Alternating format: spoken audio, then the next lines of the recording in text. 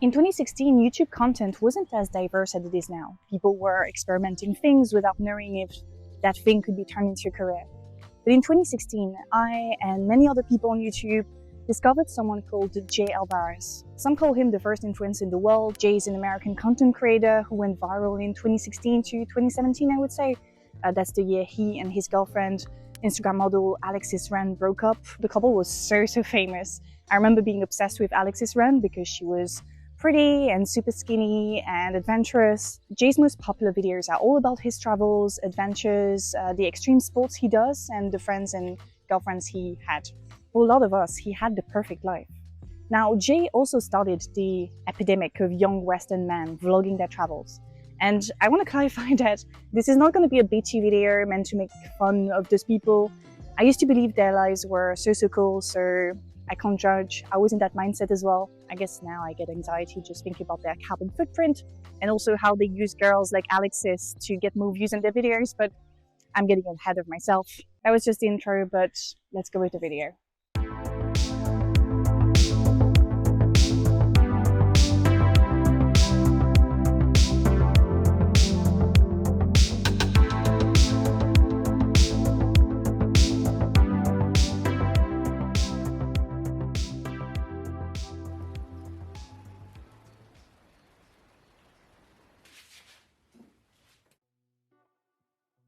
Let me tell you that in order to make this video, I had to watch a ton of travel content, and I'm starting to see some patterns that I wanted to share with you.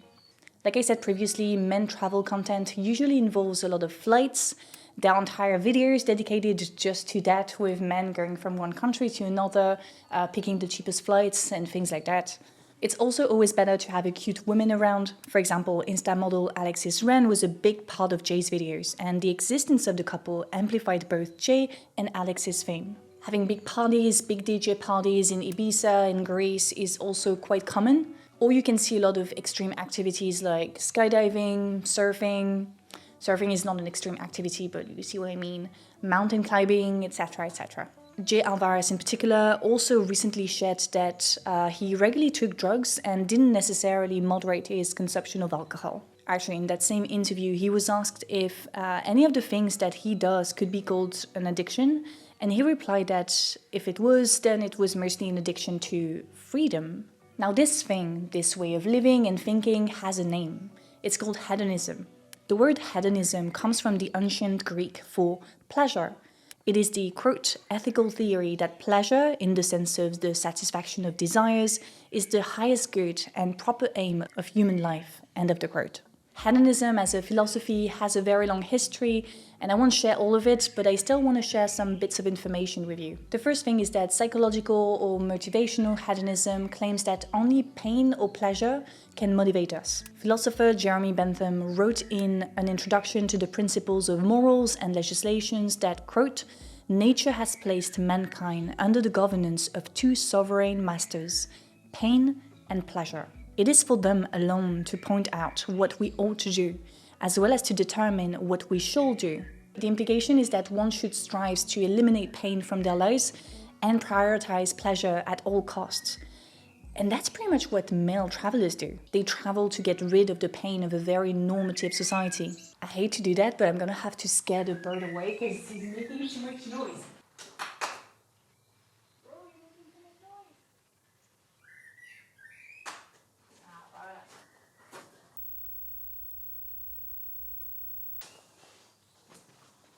When you travel, you discover new food, new bodies, new smells, new sensations. It's a state of constant stimulation. But is it really sustainable to live like that all the time? Well, some philosophers argue that it's a bit selfish. Maybe you've seen that video of a group of young men partying, they're on a boat, and they dump trash in the ocean in South Florida. Michael, the journalist, was not happy about it. Well, people here are absolutely outraged by this video, and rightfully so. I mean, they want everyone to have fun, but also take care of the environment that we all have to share, and definitely do the opposite of what you see in this video. And I agree with Michael. Prioritizing pleasure over everything else can have bad consequences for other people, for the planet. Now, Greek philosopher Plato goes one step further. Plato said that if your life is just one of pleasure, then it would not even include any recollection of pleasure, nor any distinct thoughts that you were pleased, even when you were pleased. His conclusion was that, quote, "Your life would be the life not of a man, but of an oyster." Now, that's why it's important to remind ourselves that when we say hedonism, we don't just talk about pleasures like, the things we talked about, traveling, discovering new things, food, bodies, etc. Hedonism is also about the pleasure of the mind, having an intellectual life, reading things, engaging with art. And to be honest, when I was listening to J. Alvarez's interview, I discovered a new Jay, one who was quite aware of his emotions, who was open-minded to some degree. And that doesn't mean that I agree with everything he said or what he thinks, but at least, there was some awareness there. He had a great sense of self. He's not a Logan Paul, basically. He's not an oyster. And while I was researching for this video, I found similar interests for, speaking about feelings, emotions, having deeper thoughts, on other male travelers' channels. I'll give you 2 examples, one that I found really cool, really authentic, and another one that sounds so fake deep that it's really funny. First, I discovered this guy called Simon. Simon's content isn't about showing a selfish, hedonistic lifestyle, it's about showing the human connections that traveling can facilitate. The idea is to maximize pleasure not just for himself, but also for and through others. One of his most viewed videos, titled "A Film About Friendship, 1000 Miles," is, according to Simon, a story of friendship, of growth, and of learning to live in the moment. And in this scenario, it's not a fake deep statement. There's something profoundly humane and relatable about Simon's videos, even though they do belong to the often toxic genre of Western men going on travels. And I think it comes down to the fact that Simon doesn't necessarily subscribe to the follow your passion blah blah blah. His videos aren't preposterous. He doesn't claim to have the authority to, tell you how to live a good life. His videos aren't meant to show you the path to a happy, hedonistic lifestyle. On the contrary, there's a lingering feeling of not having things figured out yet, and being okay with it. The second example I want to talk about is pretty much the opposite. The pitch is exactly the same as with Simon's videos. It's about friendship, it's about growth, it's about living in the moment. But every person has 2 lives, and the second begins after realizing you have just one. now, I know I said I wouldn't make fun of these guys, but I need a case study in order to make my argument, you see. This is purely for research purposes, and as a disclaimer, I would like to say that as a teenager, I also had a bunch of bad, fake deep takes, I love to make fun of myself as well, and this is exactly what we're gonna do here. We're gonna have a little bit of fun, it's gonna be very light, no bullying, but still, Twitch streamer mode on, compassion has left the room. We were exploring this abandoned building of some sort on the beach when a whole entire squad of police officers pulled up on dirt bikes, raiding the building, yelling at us in Spanish. We had no idea what was going on. It really meant something to me. It's just a few words, but it's deep. You have to truly believe. Life is a wild game, but when you find the part of yourself that truly lives instead of fears, you'll find yourself in a world of opportunity. Even when you live it to the fullest, life is short. It taught me how to really live, and it's opened new doors as to what I now know is possible. Again, remember all the dumb things you said when you were a teenager, okay? Now this one reminds me a bit more about what happened during the J. Alvarez interview, where he was presented as, the first influencer in the world, but also as someone who's like anti-norms, anti-system. You kind of have that too here. And while this may sound profound, the reality is that there is nothing radical about traveling abroad, going on a gap year, or starting a YouTube channel. If the only metric you use to decide if what you're doing is the norm or anti-norm is the amount of people who actually do it, then you might have to reconsider a few things. The reason why that sort of content gets so much views is precisely because we all want to do that. We all wish we could prioritize pleasure as much as these people do.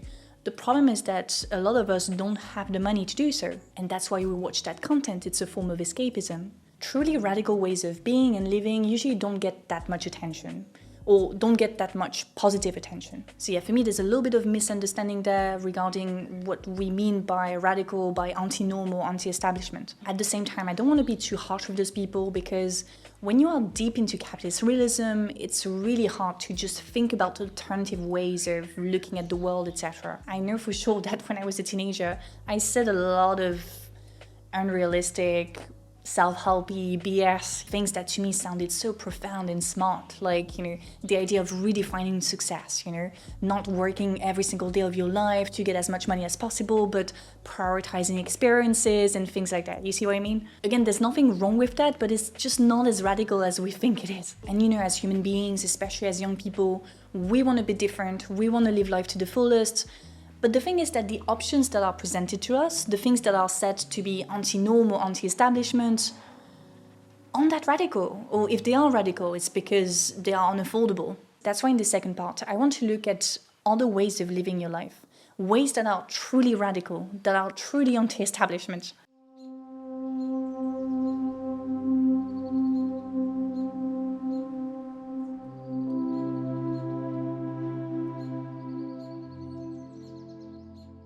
Now, in the previous section, I talked about men who travel to follow their dreams, to find meaning, to build connections, etc. Well, in this section, I'm going to talk about another man who does similar things, but in a completely different way. He doesn't have a YouTube channel, he doesn't sell any traveling courses or anything like that. He became really popular in France because he was arrested a few times. Why? Because he wanted to help refugees cross the border between Italy and France. And yeah, he didn't care about being arrested, he got arrested many times and kept doing it. The New York Times wrote that Mr. Héroux is an unapologetic serial violator of France's laws prohibiting aid to illegal migrants. And they quoted Héroux saying, "There are people dying on the side of the road, it's not right." Cédric Héroux, there he is a farmer living in the south of France. And he said something that is a little bit similar to the things we've heard in the previous section. Quote, "Activism is not a hobby, it's a lifestyle. It's a lifestyle that makes me feel alive, that makes me want to wake up in the morning, that makes me laugh and cry." One thing is sure, this guy has spent a lot of time in courts and he has always won. I mean, even the goddamn French Supreme Court had to bow in front of him as he explained that there couldn't be any such thing as a crime of solidarity.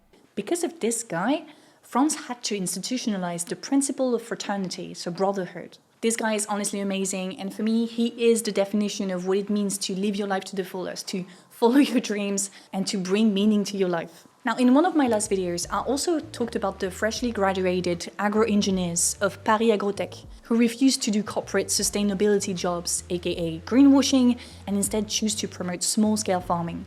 As I showed in the video, they didn't thank their school during their graduation speech. Instead, they encouraged their peers and people all around the world to divest this economy. We're getting some rain sound in this video. I hope you enjoy it. I do. Let's keep going. Actually, it's very noisy, so I'm just gonna bring the mic a little bit closer. But yeah, the one last example I wanted to give you is in my old video on the tiny house movement. I talked about people called zadistes. I would say they qualify as climate activists because, for example, they prevented the construction of the Nantes airport by creating camps where the airport was supposed to be built, and they managed to cancel the project. Zadistes are usually anarchists, so that means that they try their best to live outside of capitalism. They have a completely different way of organizing themselves as a society. And I know that all the people that I've showed you look like hippies, and that might not be your preferred aesthetic. I can understand that, but hear me out. Climate change has been a bit of a wake-up call for a lot of people.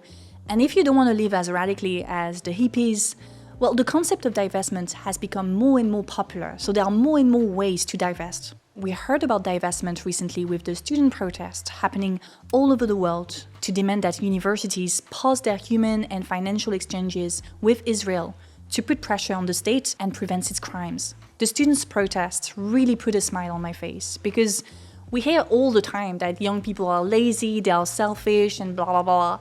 Well, look at what they're doing. Look at those images. They are resisting. They are proud and strong and determined. They have nothing to lose because they struggle to project themselves in the future, so they fight in the present.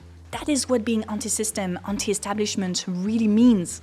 And I encourage more of you to use those people as inspiration for how to lead your life. You know, there's nothing more enriching than living your values. And I can speak from experience here because, I definitely went through the transition I talked about in this video. So yeah, I guess this video was a bit less analytical than my usual videos, but it's okay. I need to chill a little bit. I've been working a lot since the beginning of the year.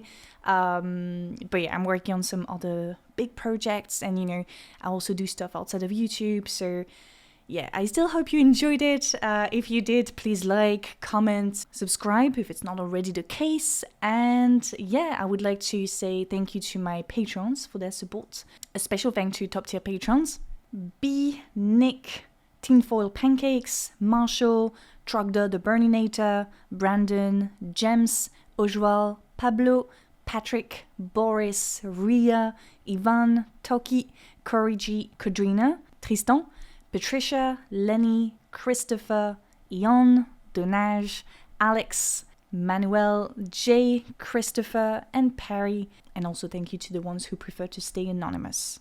Other than that, I need to say thank you to my sponsor of the video, Squarespace. Squarespace is an all-in-one platform to grow your presence online. They give you a bunch of tools to create your ideal websites. So this is mine so far, Alice Capelle. I use it as a platform to kind of show all the work that I do on YouTube, my contributions, but also my book. I also added all my social media accounts. You also have analytical tools. You can run effective email campaigns. On their website, you can also get advice from professionals on how to build your website, etc. So many things you can do. So if you're interested in it, if you want to try it out, then go to squarespace.com to get a free trial. And once you're ready to go public, then you can go to squarespace.com/AliceCapelle to get 10% off your first purchase of a website or domain. Thank you, Squarespace, for sponsoring the video. And yeah, that's it. I'll see you very soon. Salut!